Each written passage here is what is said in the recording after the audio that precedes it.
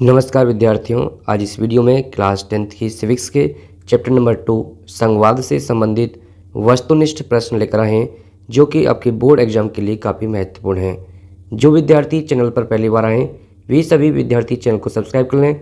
बिना किसी देरी के साथ शुरू करते हैं आज का वीडियो। देखिए, आपके सामने पहला प्रश्न है, निम्नलिखित में से संघात्मक शासन कहाँ नहीं है?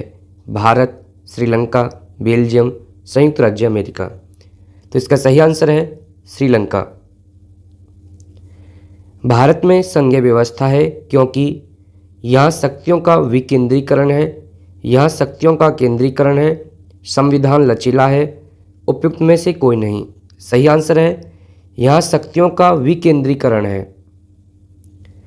संघीय शासन प्रणाली में शक्तियों का विभाजन होता है, केंद्र एवं राज्यों इकाइयों के मध्य, एक राज्य एवं अन्य राज्यों के मध्य, विधायिका एवं कार्यपालिका के मध्य, विधायिका एवं न्यायपालिका के मध्य। सही आंसर है केंद्र एवं राज्यों के मध्य।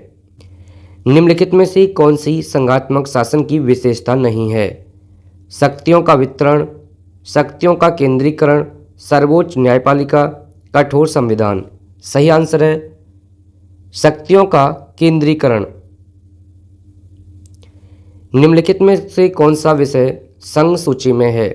प्रतिरक्षा, कृषि, शिक्षा, व्यापार। सही आंसर है प्रतिरक्षा। निम्नलिखित में से कौन सा राज्य सूची का विषय है? मुद्रा, विदेशी कार्य, बैंकिंग, व्यापार। तो सही आंसर है व्यापार। स्टूडेंट्स, आप याद रखेंगे मुद्रा, विदेशी कार्य, बैंकिंग, ये तीनों विषय किस सूची के हैं? ये तीनों विषय आपके संघ सूची के हैं। समवर्ती सूची से संबंधित विषय नहीं है। शिक्षा, वन, उत्तराधिकार, विदेशी मामले।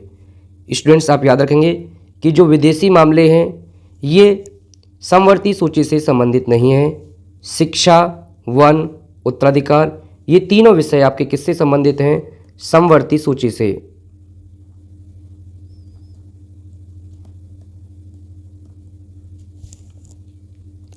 संविधान में उल्लिखित 3 सूचियों में से निम्नलिखित में से कौन सा विषय समवर्ती सूची में शामिल है? शिक्षा, कृषि, पुलिस, रक्षा। तो विद्यार्थी आप ध्यान रखेंगे, जो शिक्षा है, शिक्षा समवर्ती सूची का विषय है, और आपका जो कृषि और पुलिस हैं ये दोनों राज्य सूची के विषय हैं, और जो रक्षा है ये आपका संघ सूची का विषय है। भारत में अवशिष्ट शक्तियाँ किसको प्राप्त हैं? राज्य, संघ, ए और बी दोनों, इनमें से कोई नहीं। सही आंसर है संघ। वर्तमान समय में भारतीय संघ में कितने केंद्र शासित प्रदेश हैं? 6, 7, 8, 9। सही आंसर है 8। भारत में संघीय राज्यों की संख्या है 27, 28, 29, 30। सही आंसर है 28। स्टूडेंट्स, आपको याद रखना है, यदि प्रश्न इस प्रकार से भी पूछा जाए कि भारत में राज्यों की संख्या है तो भी आंसर 28 होगा, और यदि पूछा जाए संघीय राज्यों की संख्या है तो भी आंसर 28 ही होगा। निम्नलिखित में से कौन सा राज्य भारत का संघीय राज्य नहीं है? अब यहाँ पर पूछा गया है कि संघीय राज्य नहीं है, मतलब यहाँ पर केंद्र शासित प्रदेश है, वो आपको बताना है। उत्तर प्रदेश, महाराष्ट्र, पंजाब, दिल्ली। तो आप देखेंगे उत्तर प्रदेश, महाराष्ट्र, पंजाब, ये तीनों क्या हैं? ये तीनों भारत के राज्य हैं। राज्य कहें या संघीय राज्य, बात ही की है। जो दिल्ली है, दिल्ली क्या है? दिल्ली एक केंद्र शासित प्रदेश है, तो इसलिए इसका सही आंसर हो जाएगा क्या? दिल्ली। इसलिए आपको जो भारत के 8 केंद्र शासित प्रदेश हैं उन सभी के नाम आपको याद होने चाहिए। निम्नलिखित में से कौन सा संघीय राज्य नहीं है? ये प्रश्न वर्ष 2024 में पूछा गया है। मणिपुर, त्रिपुरा, हिमाचल प्रदेश, जम्मू कश्मीर। तो इसका सही आंसर है जम्मू कश्मीर। अब वर्तमान समय में जम्मू कश्मीर एवं लद्दाख क्या हैं? केंद्र शासित प्रदेश हैं। भारतीय संविधान में भाषाओं को किस अनुसूची में रखा गया है? 3री, 5वीं, 8वीं, 12वीं। सही आंसर है 8वीं।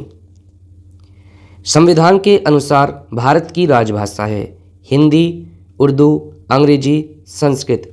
सही आंसर है हिंदी। स्टूडेंट्स आप विशेष रूप से ध्यान रखेंगे कि जो हिंदी है, हिंदी भारत की राजभाषा है, राष्ट्रभाषा नहीं है, राष्ट्रभाषा नहीं है। ये आप विशेष रूप से ध्यान रखेंगे, यहाँ से प्रश्न पूछा जा सकता है। तो जो हिंदी है, हिंदी भारत की क्या है, राजभाषा है, ना कि राष्ट्रभाषा। ये ध्यान रखेंगे, हिंदी भारत की राष्ट्रभाषा नहीं है। हिंदी किस प्रकार की भाषा है, राजभाषा, क्षेत्रीय भाषा, अल्पसंख्यकों की भाषा, इनमें से कोई नहीं। सही आंसर है राजभाषा। भारत के संविधान की 8वीं अनुसूची में कुल भाषाएं हैं 21, 22, 18, 15। सही आंसर है 22। भारत में सबसे अधिक बोली जाने वाली भाषा कौन सी है, पंजाबी, हिंदी, उर्दू, कश्मीरी। सही आंसर है हिंदी। भारत में पंचायती राज की स्थापना कब हुई थी, 1980, 1990, 1992, 2004। सही आंसर है 1992। भारत में लोकतांत्रिक विकेंद्रीकरण हेतु किया गया संवैधानिक प्रावधान है। ये प्रश्न भी 2024 में पूछा गया है। महिलाओं का संसद में प्रतिनिधित्व, स्थानीय स्वशासी निकायों को संवैधानिक दर्जा तथा नियमित चुनाव, न्यायपालिका को स्वतंत्रता, केंद्र तथा राज्यों के कार्यों का वर्गीकरण।